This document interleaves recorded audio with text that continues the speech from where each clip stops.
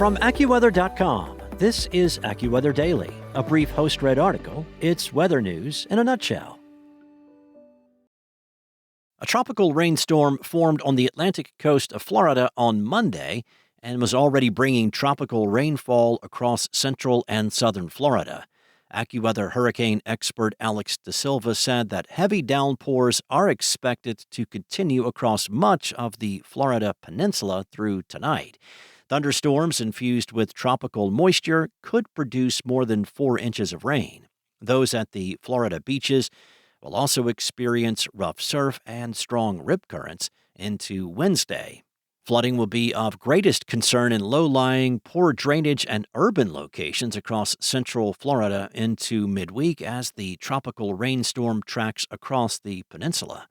The drenching rain, although bringing the risk of flooding, should help to lessen the ongoing drought conditions across much of Florida. More than 50% of the state is categorized as abnormally dry, and 16% of the state, mostly in South Florida, is in a moderate drought.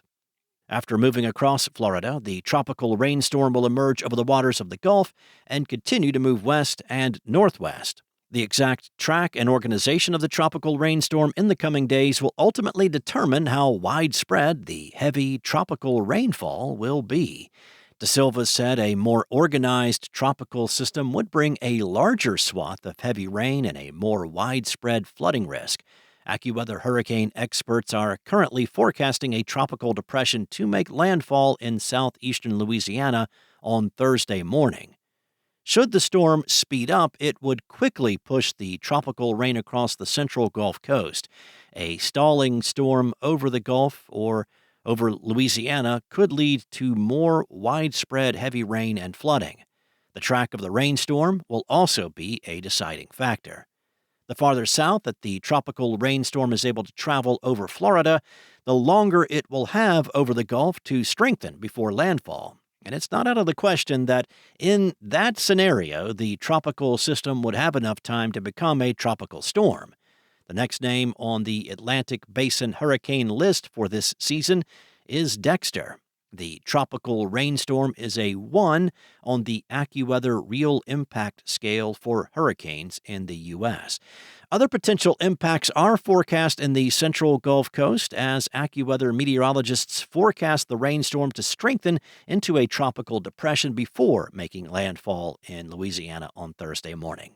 However, whether or not the tropical rainstorm strengthens to a tropical depression, heavy rain and the risk of flooding will exist. Storm surge of 1 to 3 feet is forecast for eastern Louisiana, including Lake Pontchartrain and coastal Mississippi. The possibility of 40 to 60 mile per hour wind gusts are expected to be confined to far southeastern Louisiana. Both of these risks would increase should the tropical system make landfall as a tropical storm. After landfall, the storm is expected to be steered northward as it loses wind intensity, bringing rain to the southern portion of the Mississippi River Valley. Elsewhere across the Atlantic Basin, AccuWeather meteorologists continue to monitor the potential for tropical development along the southeast coast as early as next week. Millions across the Northeast and Mid-Atlantic remain under flash flood watches early this morning as slow-moving summer storms brought heavy showers to the East Coast, impacting transportation and leaving some people stranded in vehicles on waterlogged roads. Flooding was reported near Newark, New Jersey, New York City, Northern Virginia, and southern Maryland, according to the National Weather Service, with more rain to come today. A state of emergency was declared in New Jersey due to ongoing flooding. Governor Phil Murphy announced on Monday night, warning residents to remain off the roads unless absolutely necessary.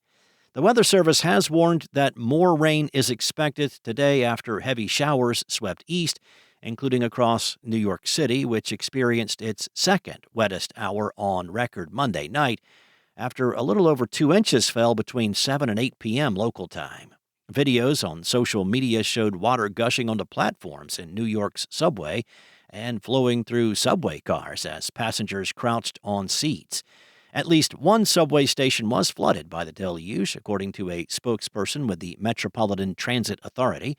Several trains were also suspended, delayed, or rerouted due to the flooding.